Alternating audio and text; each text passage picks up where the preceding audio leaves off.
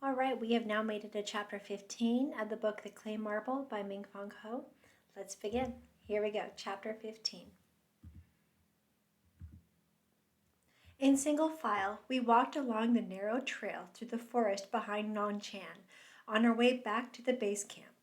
The same van which had given us a lift to Khao Ai Dang that morning had taken us back to the Nongchan gates. We were all tired and subdued, and for the most part, we walked in silence, taking turns holding the baby.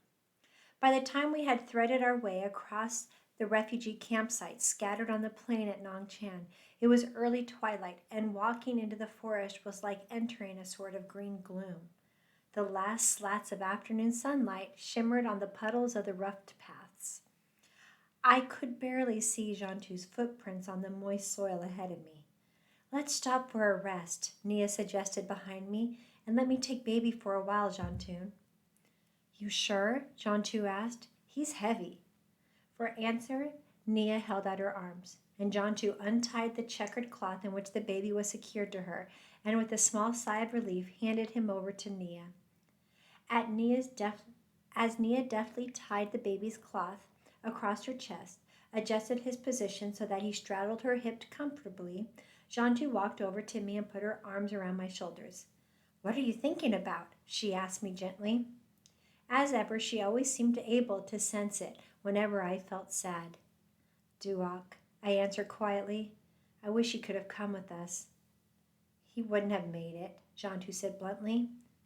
I suppose not, I said and sighed. It's just that it's strange. I thought that if we could go home and live together, life would be perfect. But now that we're so close to doing that, I feel sad, not happy. Because of Duok? Well, and all the others like him who won't ever be able to go home again. Why should we be able to pack up and go home when he can't? Duok doesn't mind me leaving, you know, Jantu said quietly. He kept saying that it made him happy to think of me going back to a village to grow rice and fly kites and live on a peaceful, normal life. He wouldn't have wanted me to be trapped on the border like him. Still, it just doesn't seem fair, I said. Life isn't fair, Jantu said. I thought of the Thai villages we had caught a glimpse of on the road outside of Nongchan. They had probably been there for hundreds of years without once being touched by war. No bombs were ever dropped on their paddy fields. None of their men were ever herded off to work camps. Nobody had ever been taken to nearby forests in the depth of night and clubbed to death.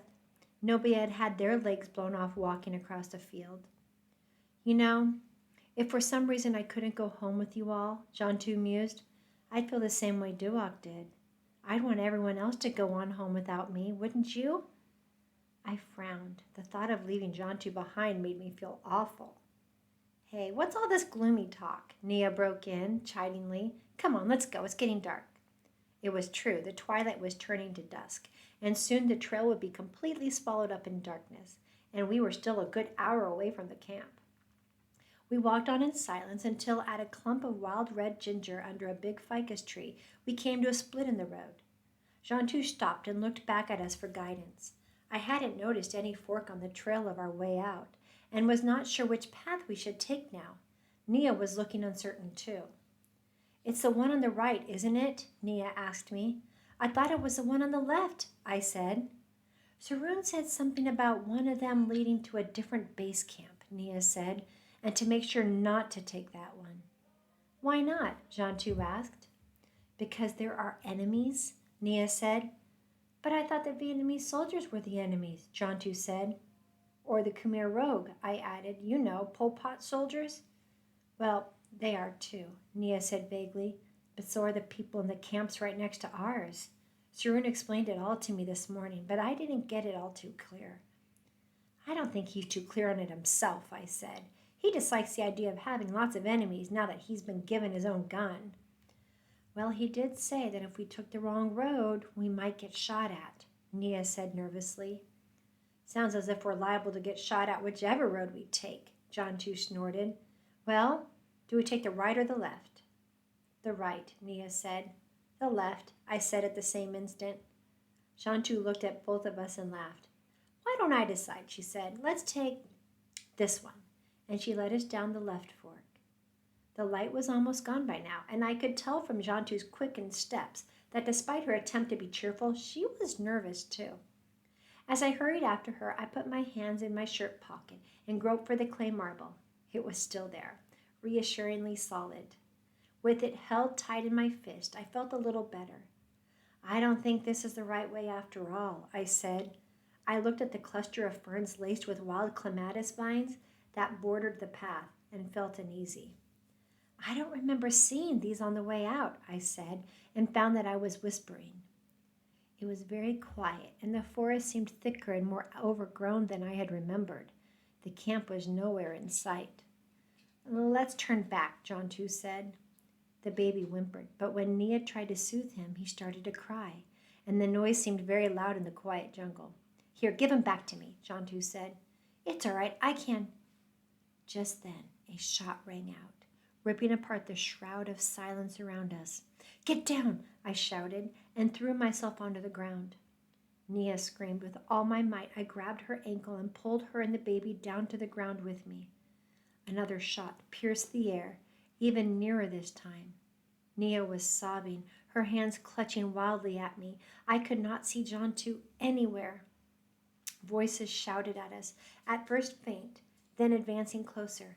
Identify yourselves, someone yelled. Answer or we'll shoot. I felt a stab of shock, colder than any fear. One of the voices was Saroon's. Show yourself, Saroon shouted again, just in front of us. It's Saroon, Jantu shouted, running forward. Then there was another shot. I heard Jantu gasp, a strangled little sound. Slowly she sank to her knees. Even in the dusk, I could see the blood seeping through the white of her blouse, but she seemed not to notice it. There was a look of bewilderment on her face. Wasn't that Saroon's voice? She asked me. The curtain of tangled vines and leaves parted, and 3 men burst out, each thrusting a gun at us. Saroon, Nia sobbed. Saroon stared at her, and then swiveled around at the other 2 sentries. Who fired that shot? He demanded. I did. They refused to identify themselves, and...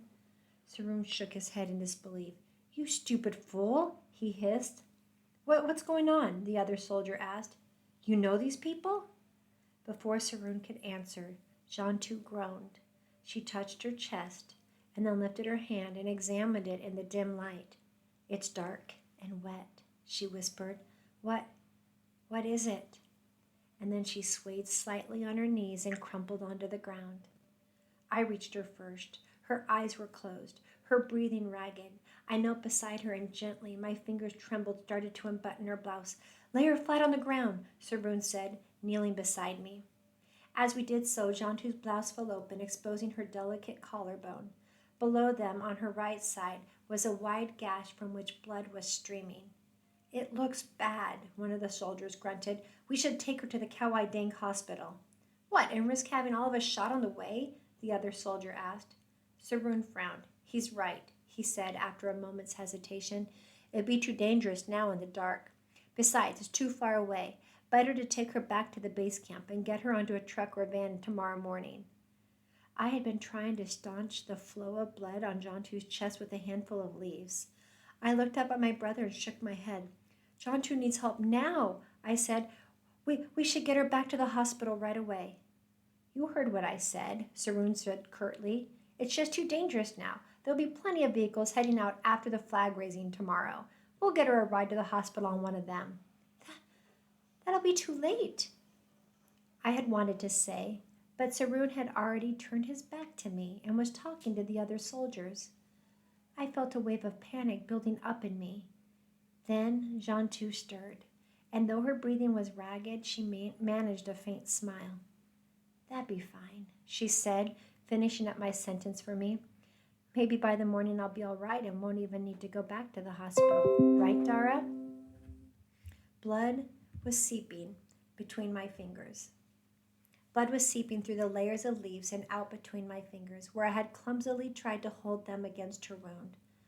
Yes, Jantu, I said softly. You'll be fine by morning. And I was glad that she closed her eyes then, because otherwise she would have been able to tell that I was lying to her. Okay, that's the end of chapter 15. Um, so as we can see, John 2's been hurt by a soldier that's pretty much on their side. It's one of Sarun's friends, soldier friends, that had shot John 2.